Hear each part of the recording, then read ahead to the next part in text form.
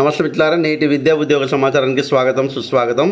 దాదాపు అన్ని పేపర్లలో నిన్న మన ముఖ్యమంత్రి గారు అనేటువంటి రేవంత్ రెడ్డి గారు 2 లక్షల ఉద్యోగాల భర్తీ అనేటువంటిది ఏడాది లోపలనే చేస్తామనేటువంటిది పదే పదే చెప్పడం అనేటువంటి జరుగుతుంది. కాబట్టి దానిలో భాగంగా నిరుద్యోగులకు ఈ కొలువులు అనేటువంటివి తప్పకుండా ఏడాది లోపల భర్తీ చేస్తే మాత్రము ఒక శుభ పరిణామం అని చెప్పుకోవచ్చు. మనము ఎందుకు చెప్తున్నాను మిత్రులారా అంటే, మనం గురుకుల ప్రిపేర్ అయినా డిఎస్సి ప్రిపేర్ అయినా దానికోసం 2 సంవత్సరాలు 3 సంవత్సరాలు వెయిట్ చేశాము. కాబట్టి ఇప్పుడున్నటువంటి సిచ్యువేషన్లో మళ్ళీ గురుకుల రిజల్ట్ కోసం వెయిట్ చేశాము, గ్రూప్ 4 రిజల్ట్ కోసం వెయిట్ చేస్తున్నాము.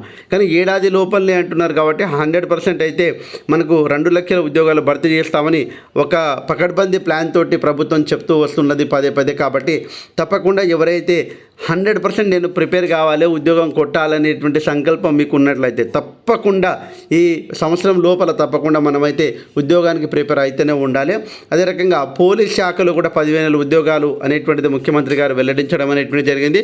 అదే రకంగా గ్రూప్ 1లో అదనపు ఖాళీలన్నీ దాదాపుగా 600 పోస్టులు, అంటే 503 పోస్టులు ఉండే దానికి కొన్ని పోస్టులు కలిపితే 600 పోస్టులు గ్రూప్ 1కు సంబంధించినటువంటి పోస్టులు అయితే ఉన్నాయి. అదే రకంగా గ్రూప్ 1కు సంబంధించినటువంటి ఈ నోటిఫికేషన్ క్యాన్సిల్ అవుతుందా లేకుంటే ఏమవుతుందని చాలామంది డైలమాలో ఉన్నారు. సో కాబట్టి ఇప్పుడున్నటువంటి ఈ సిచ్యువేషన్లో 100% ఈరోజు మనం అంటే ఫిబ్రవరి 1 తారీఖు కాబట్టి తప్పకుండా వాళ్ళు చెప్పినటువంటి మేనిఫెస్టో ప్రకారం ఈరోజు అయితే గ్రూప్ 1కు సంబంధించినటువంటి నోటిఫికేషన్ రావాలి. కాబట్టి మనమైతే పోలీస్కి సంబంధించినటువంటి నోటిఫికేషన్ రావాలి. వీటన్నిటికంటే ముందు డిఎస్సికి సంబంధించినటువంటి నోటిఫికేషన్ రావాలి. ఎందుకంటే వాళ్ళు మెయిన్గా ఫోకస్ చేసింది డిఎస్సి పైనే. కానీ ఇప్పుడున్నటువంటి ఈ సిచ్యువేషన్లో మరి డిఎస్సి పైన ఫిబ్రవరి 5వ తారీఖు తప్పకుండా వచ్చేటువంటి అవకాశం అయితే ఉంది.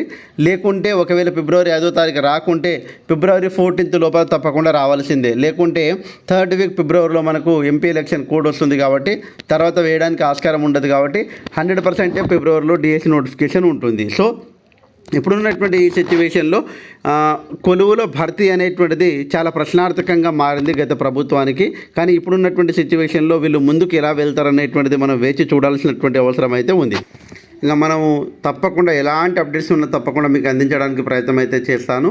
నంది స్థానంలో గద్దర్ పురస్కారాలు అనేటువంటిది, అంటే నంది అవార్డు ఇచ్చేవాళ్ళు ప్రభుత్వము, దాని స్థానంలో మనం గద్దర్ పురస్కారాలు ఇచ్చుకుందాం అనేటువంటిది సీఎం గారు చెప్పడం అనేటువంటిది జరిగింది నిన్న. ఇది ఒక కరెంట్ అఫైర్స్ బిట్టు మనమందరం కూడా గుర్తుపెట్టుకోవాల్సినటువంటి అవసరం అయితే ఉంది. సో ఎనీహౌ మిత్రులారా, తప్పకుండా ఎలాంటి అప్డేట్స్ ఉన్నా మీకు అందించడానికి ప్రయత్నం అయితే చేస్తాను. టెట్ ప్లస్ డిఎస్సి అనేటువంటిది మనకు ఆలోచన కల్పించారు, కానీ ఇప్పుడు డిఎస్సి రావడానికి అవకాశం అయితే ఎక్కువగా ఉంది. కాబట్టి మీరు ఏం వరి కావద్దు, ప్రిపరేషన్లో ఉండండి. నేనేం చెప్తున్నానంటే, ప్రిపరేషన్లో ఉన్న వాళ్ళకే ఏదైనా సాధ్యపడుతుంది. కాబట్టి మనం వేచి చూద్దాము చదువుదామా లేదా అనే డైలమాలో ఉంటే ఏది సాధించలేము. కాబట్టి 100% అలాంటి వైపు మీ ప్రయాణం కొనసాగాలని మనస్ఫూర్తిగా కోరుకుంటూ, ఎవరైతే డిఎస్సి ప్రిపరేషన్లో ఉన్నారో వాళ్ళు కామెంట్ రూపంలో తెలియజేయండి.